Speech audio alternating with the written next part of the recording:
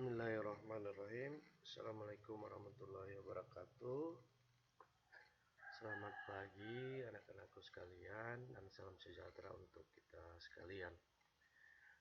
Baik, pada kesempatan ini kita masih dipertemukan lagi dalam keadaan sehat walafiat meskipun tidak tatap muka kita tidak secara langsung, hanya menggunakan media atau yang sering dikenal dengan daring, pembelajaran jarak jauh.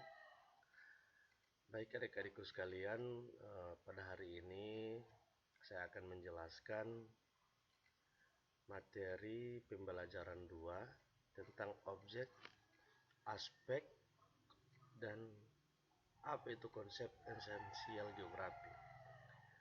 Namun sebelum itu saya akan membacakan tujuan pembelajaran kita pada hari ini, yaitu setelah kegiatan pembelajaran 2 ini, kalian diharapkan mampu menjelaskan objek, aspek, dan konsep esensial geografi serta menerapkannya dalam kehidupan sehari-hari dengan penuh semangat dan percaya diri. Oke, lanjut. Uraian materi. Pada kegiatan pembelajaran kali ini ada 3 materi yang akan kalian pelajari, yaitu objek geografi, aspek geografi, dan konsep esensial geografi. Yang ketiganya merupakan materi penting dalam kompetensi dasar ini. Untuk itu pelajarilah dengan saksama dan cermat. Objek geografi. Oke, ini materi yang pertama, objek geografi. Setiap disiplin ilmu memiliki objek yang menjadi bidang kajiannya. Objek bidang ilmu tersebut berupa objek material dan objek formal. Jadi di objek geografi itu ada 2 ya, yang harus kita ketahui. Yang pertama adalah objek material dan objek formal. Objek material berkaitan dengan substansi materi yang dikaji. Ingat, objek material berkaitan dengan substansi materi yang dikaji. Sedangkan objek formal berkaitan dengan pendekatan atau cara pandang yang digunakan dalam menganalisis substansi objek material tersebut. Nah, pada objek material geografi, antara bidang ilmu yang satu dengan bidang ilmu yang lain dapat memiliki substansi atau saling berhubungan, objek yang sama atau hampir sama. Objek material ilmu geografi berkaitan dengan bentang lahan fisik dan bentang lahan manusia. Objek material geografi adalah fenomena geosfer dan antroposfer. Objek material yang berkaitan dengan bentang lahan fisik lingkungan alam meliputi litosfer, adalah geologi, geomorfologi, dan pedologi. Hidrosfer, oceanografi, hidrologi, atmosfer, meteorologi, dan klimatologi, biosfer, botani, zoologi. Objek material yang berkaitan dengan bentang lahan budaya, lingkungan, manusia meliputi geografi sosial, geografi penduduk, geografi kota, dan geografi ekonomi. Jadi ilmu geografi ini begitu luas. Saking luasnya banyak cabang-cabang ilmu yang berhubungan dengan geografi. Ada biologi, ada ekonomi, ada matematika, hampir semua. Makanya jangan heran kenapa geografi sering dikatakan dengan the mother of science. Ibu dari ilmu pengetahuan. Ibu dari cabang ilmu pengetahuan. Karena di geografi kita membahas semua materi atau semua cabang ilmu. Ada kesehatannya, ada ekonominya, ada biologinya, ada manusianya, sosiologinya, semua berkaitan di geografi. Lanjut, objek formal. Objek formal geografi berupa pendekatan atau cara sudut pandang yang digunakan dalam memahami objek material. Dalam konteks itu, geografi memiliki sudut pandang spesifik yang membedakan dengan ilmu-ilmu lain. Yang pertama adalah sudut pandang keruangan. Melalui sudut pandang keruangan, objek formal ditinjau dari segi nilai suatu tempat dari berbagai kepentingan. Dari hal ini kita bisa mempelajari letak, jarak, keterjangkauan atau aksesibilitas, dan sebagainya. Kemudian sudut pandang ke lingkungan. Sudut pandang ini diterapkan dengan cara mempelajari suatu tempat dalam kaitannya dengan keadaan suatu tempat beserta komponen-komponen di dalamnya dalam satu kesatuan wilayah. Komponen-komponen tersebut terdiri atas komponen abiotik dan biotik. Oke, saya jelaskan. Jadi kalau objek formal, ada beberapa sudut pandang yang akan kita gunakan. Jika kita menggunakan sudut pandang ke ruangan, maka tentunya akan berhubungan dengan pertanyaan 5W tambah 1H. Dan pertanyaan apa, di mana, kapan, mengapa, dan bagaimana. Kemudian sudut pandang kewilayahan. Kemudian untuk sudut pandang ke lingkungan, saya jelaskan lagi. Sudut pandang ini diterapkan dengan cara mempelajari suatu tempat di dalam kaitannya dengan suatu tempat bekerja komponen di dalamnya dalam satu kesatuan wilayah. Komponen tersebut terdiri dari komponen abiotik. Nah, dari sudut pandang ke lingkungan tentunya ada hubungan antara lingkungan abiotik dan lingkungan biotik, lingkungan hidup dan lingkungan yang tak hidup. Kemudian yang ketiga, sudut pandang kewilayahan. Pada sudut pandang ini, objek formal dipelajari kesamaan dan perbedaannya antar wilayah, serta wilayah dengan ciri-ciri khas.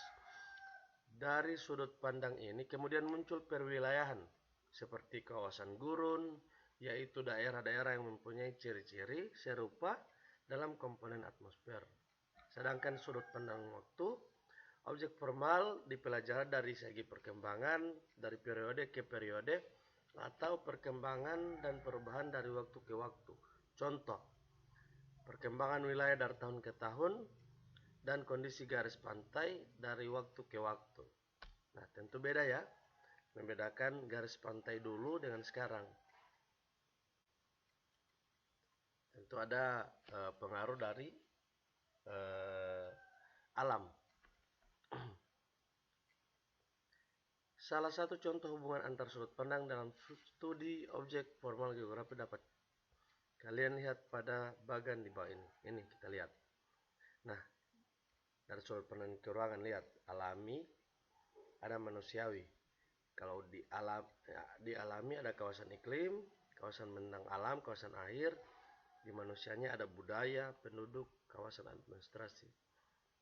Nah, ini nanti saya akan bagikan lagi modulnya. Nah, ini yang saya jelaskan tadi. Berdasarkan cara pandang objek geografi, maka muncullah 6 pertanyaan pokok sebagai ciri khas geografi yang dikenal dengan istilah 5W tambah 1H. Nah, langsung saja pada contoh. Salah satu contoh kasus fenomena atau gejala alam adalah gempa bumi di wilayah Daerah Istimewa Yogyakarta dan Jawa Tengah pada tanggal 27 Mei 2006. Gempa bumi merupakan suatu fenomena alam yang sangat merugikan manusia. Analisis peristiwa gempa bumi Daerah Istimewa Yogyakarta dan Jawa Tengah dilakukan dengan mengajukan pertanyaan-pertanyaan. Yang pertama, ini pertanyaan apa? Apa fenomena alam yang terjadi? Jawabannya adalah tsunami. Kemudian yang kedua, pertanyaan yang kedua, kapan peristiwa itu terjadi? 26 Desember 2004. Kemudian pertanyaan ketiga, di mana terjadi gempa bumi tersebut? Di Samudra Hindia, tepatnya di pantai selatan Sumatera, sekitar 149 km Melabuh, Nanggur Aceh, Darussalam. Kemudian mengapa peristiwa itu terjadi? Peristiwa tersebut terjadi karena adanya pergerakan lempeng tektonik antara lempeng Indo-Australia dan lempeng Australia. Kemudian siapa atau apa yang menyebabkan timbulnya antara dua lempeng tersebut? Nah, ini di pertanyaan bagaimana yang akan mengupas pertanyaan daripada apa yang menyebabkan itu. Nah, bagaimana gempa bumi terjadi?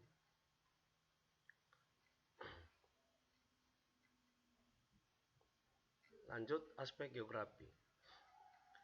Keterkaitan geografi dengan disiplin ilmu lain dapat dibedakan berdasarkan aspek-aspek geografi. Aspek geografi terbagi menjadi dua kelompok, yaitu aspek fisik dan aspek sosial.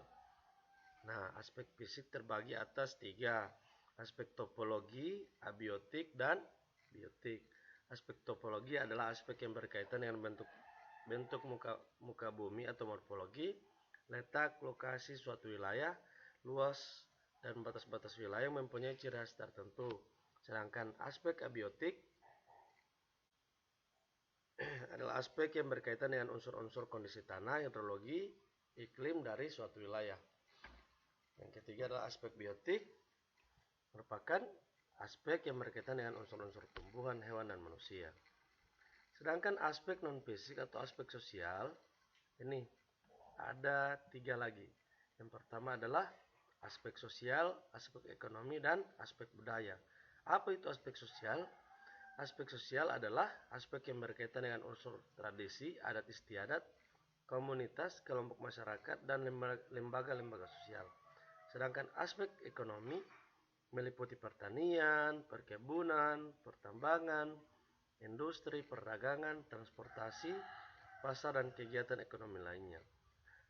Sedangkan yang terakhir adalah aspek budaya dan politik, adalah aspek yang berkaitan dengan unsur pendidikan, agama, bahasa, dan kesenian. Sedangkan aspek politik berkaitan dengan unsur pemerintahan yang terjadi dalam kehidupan masyarakat. Kedua aspek dalam geografi ini menjadi dasar pembagian ilmu geografi menjadi dua cabang utama, yaitu geografi fisik dan geografi sosial. Geografi fisik merupakan cabang geografi yang mempelajari fisik di permukaan bumi, gejala fisik, segala sesuatu yang berhubungan dengan fisik, fenomena alam, baik itu 4 elemen: air, tanah, api, bumi, air, tanah, api, dan udara. Ini merupakan aspek geografi fisik. Kemudian geografi sosial disebut juga merupakan cabang geografi yang objek kajiannya keruangan manusia. Aspek-aspek yang dikaji dalam cabang ini termasuk kependudukan, aktivitas manusia, segala sesuatu yang berhubungan dengan manusia ada di sini. Lanjut, konsep esensial geografi. Konsep esensial geografi. Konsep merupakan pengertian yang merujuk pada sesuatu. Konsep esensial suatu bidang ilmu merupakan pengertian-pengertian untuk mengungkapkan atau menggambarkan corak abstrak fenomena esensial dari objek material bidang kajian suatu ilmu.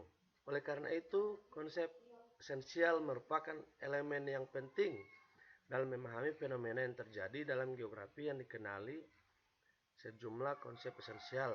Yang pertama adalah lokasi. Konsep lokasi terbagi atas dua: lokasi absolut dan lokasi relatif. Contoh, lokasi absolut. Lokasi absolut adalah letak tempat atau dilihat dari garis lintang, garis bujur. Absolut keadaannya tetap. Contohnya, lokasi absolut jarak dari lokasi rumah saya ke SMA Botumo itu. Jika dilihat dari peta, jarak lokasinya berarti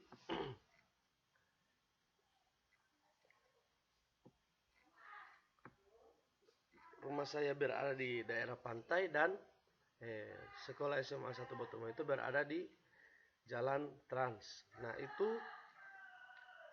selamanya tidak akan berubah, itu paten. Itu yang namanya lokasi absolut atau lokasi yang tidak pernah berubah-ubah.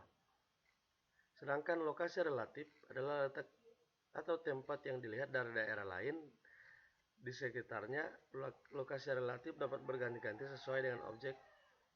Contohnya, kota Magelang terletak di sebelah utara kota Yogyakarta. Ini lokasi yang kapan saja bisa berubah. Sedangkan jarak adalah ruang atau sela yang menghubungkan antara dua lokasi. Nah, ini yang saya bilang tadi, jarak mutlak dan jarak relatif. Nah, misalnya, langsung saja saya kasih contoh supaya kalian lebih paham. Contohnya jarak misalnya dari rumah saya ke SMA Botuman itu misalnya 14 kilo. Jika di peta, itu ukuran paten, tidak akan berubah. Dari dulu sampai sekarang tetap 14 kilo. Namun, jika di jarak relatif, jarak dari rumah saya ke SMA Botuman itu, dia akan menjadi relatif ketika kita menggunakan apa? Misalnya, saya menggunakan motor ke sekolah dalam waktu 5 menit. Kemudian beda halnya dengan saya jalan kaki selama setengah jam ataupun 15 menit. Itu yang namanya jarak relatif. Tidak akan paten, tergantung apa yang kita gunakan. Entah kita mau jalan kaki atau naik kendaraan. Itu yang namanya jarak relatif. Dia tidak paten, akan berubah-ubah tergantung kondisi. Sedangkan morfologi. Morfologi adalah konsep yang berkaitan dengan bentuk permukaan bumi secara keseluruhan. Misalnya dataran rendah, dataran tinggi, pegunungan, lembah, dan sebagainya. Contoh, dia yang merupakan daerah dataran tinggi di Jawa Tengah. Nah, ini pas. Sedangkan keterjangkauan adalah jarak yang mampu dicapai dengan maksimum dari satu wilayah ke wilayah lain. Keterjangkauan tidak hanya tergantung pada jarak, tetapi juga tergantung pada sarana dan prasarana penunjang.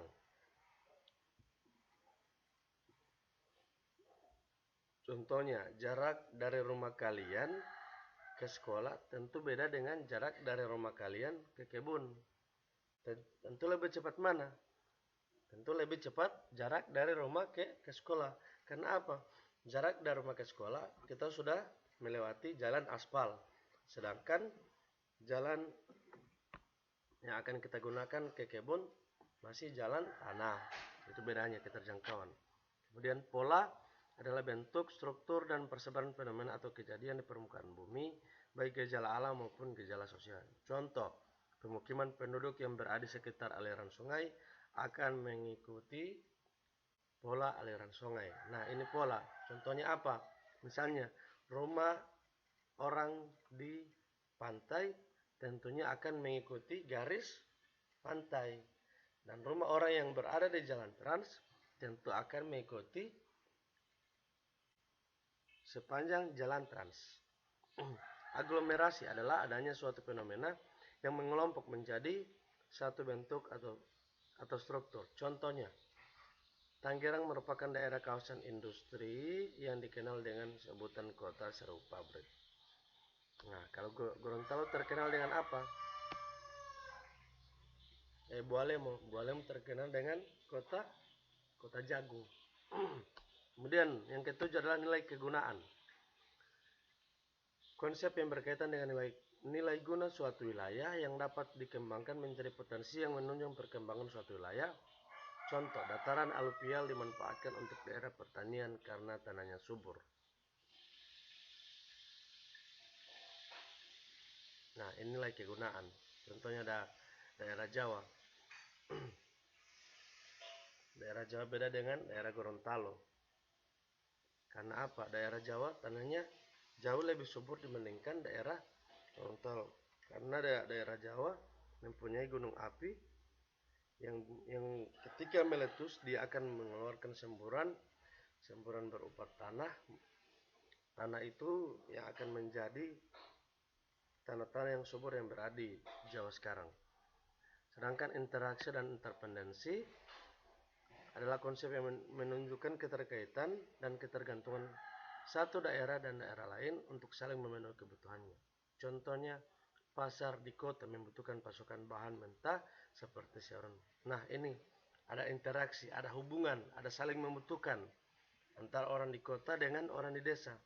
Orang di desa butuh apa? Butuh teknologi dari orang kota, sedangkan orang kota membutuhkan bahan pangan seperti beras, sayur-sayuran untuk mereka makan. Karena di kota tidak ada pertanian, yang ada pertanian hanya di desa.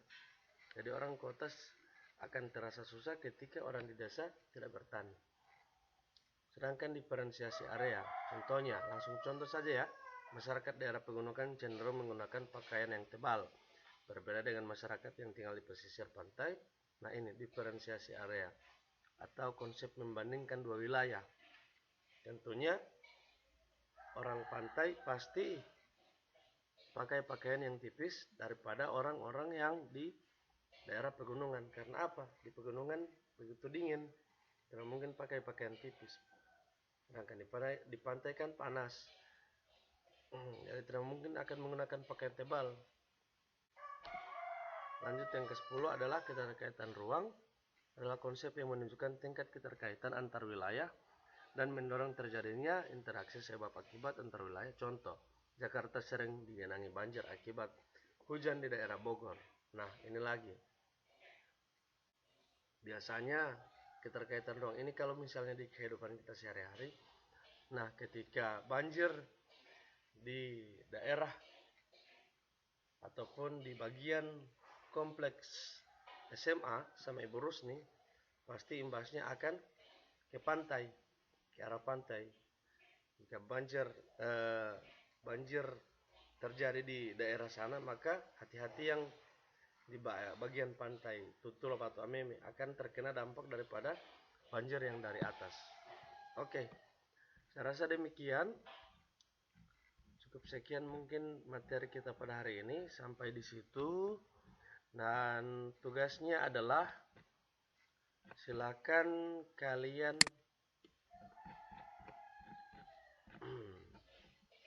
mana tugasnya tadi? Nah, silakan kalian cari di internet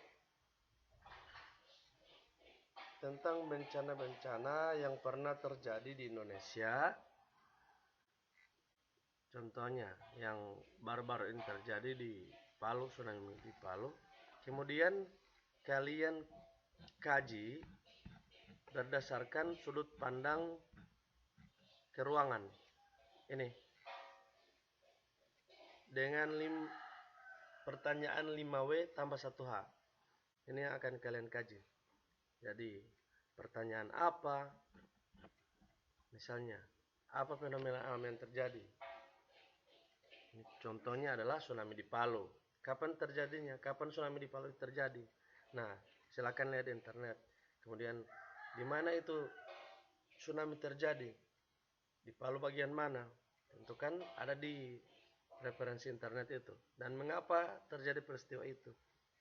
Ada penyebab di situ. Kalian lihat saja. Kemudian siapa ataupun apa yang menyebabkan sampai terjadi tsunami di Palu? Silakan dicari dan bagaimana tsunami itu dapat terjadi. Jadi kronologinya, bagaimana permulaan sampai tsunami itu terjadi di Palu. Oke, dan keuntungannya adalah di Palu ada dua bencana yang bisa kalian kaji. Yang pertama adalah tsunami, yang kedua adalah likuifaksi yang menenggelamkan beberapa kampung yang ada di Palu tersebut.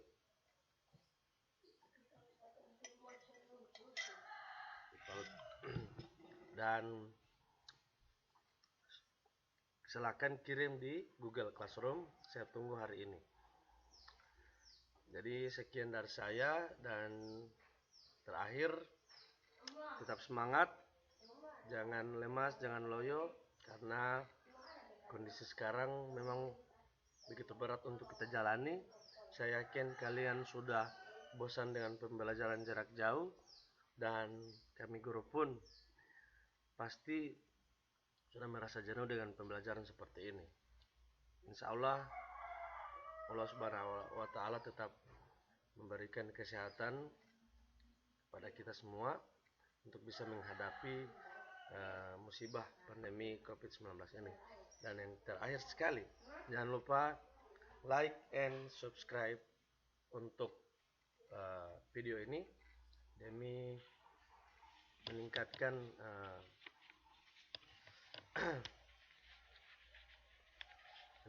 kualitas daripada video ini ke depan. Terima kasih atas segala perhatian. Mohon maaf atas segala kekurangan. Wabillahi taufiq wal hidayah. Wassalamualaikum warahmatullahi wabarakatuh. Jika ada pertanyaan ataupun tugas yang tidak dipahami, silakan tanya di grup WA maupun di forum classroom, ada forum chat di situ. Terima kasih.